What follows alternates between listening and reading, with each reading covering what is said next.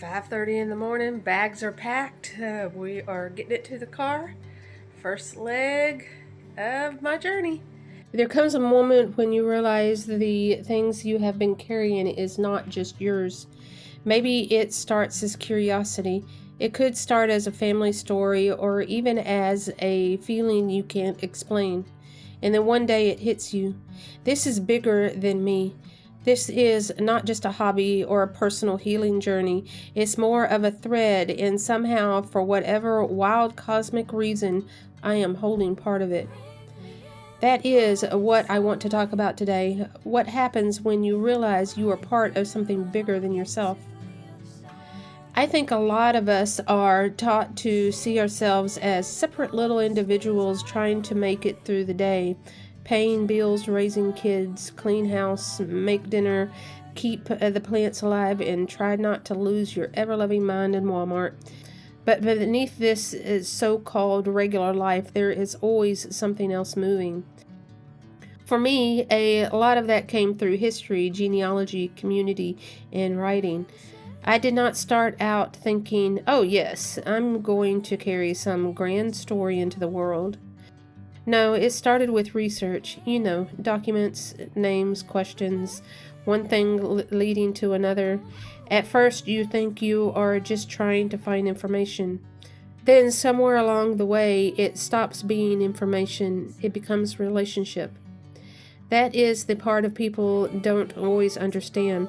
When you work with history deeply enough, especially family or community history, you are not just collecting facts. You are building a relationship with the dead, the land, the silence, the women who were not written in the records, the men who made decisions that echo forward, the children whose name barely survived the pages of history.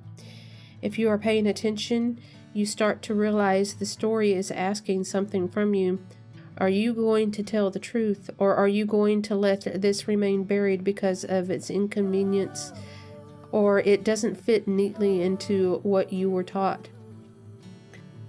That is when you realize you are part of something bigger.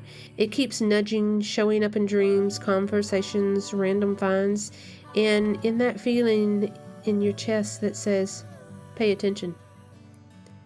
This is not just about genealogy. For some people, the bigger thing shows up through healing. You start working on yourself and you realize you are not just healing your own path. You are healing a pattern, and suddenly your healing is not selfish. It is sacred. Because when one person says, this stops with me, that is not a small thing. When one woman says, I'm going to learn my body again, I'm going to listen to my intuition, I'm going to stop apologizing for needing, I'm going to build a home that is a safe space. That is not small. That is a reclamation.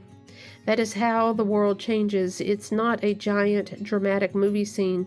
Sometimes it changes with one person at a kitchen table saying, no, we are not going to do that way anymore. That is a part of something bigger. And no, it does not always look impressive from the outside. Sometimes it looks messy. It looks like a pile of work or even nothing important at all. We've been told to be practical, realistic. Don't make waves. Don't ask uncomfortable questions. Do not make people feel awkward. Well, bless your heart, because sometimes the past needs to be brought up, not to turn into a personal plan, but because it was buried, and what buried does not disappear, it waits. It's not about ego. Actually, it tends to humble you real quick, because once you realize you are carrying a thread, you also realize that you are not the whole tapestry. You are one person living one lifetime. You are one voice. You are not responsible for fixing every broken system. You carry your part, and that is it. Your part does not have to look like everyone else's. That is where we mess ourselves up. We look around and think, well, I don't have their platform or their education. I'm not qualified for this. Well, good. Maybe your work is supposed to have dirt under its nails. When you realize you are part of something bigger, you stop trying to make your path look respectable to people who will never understand it anyway.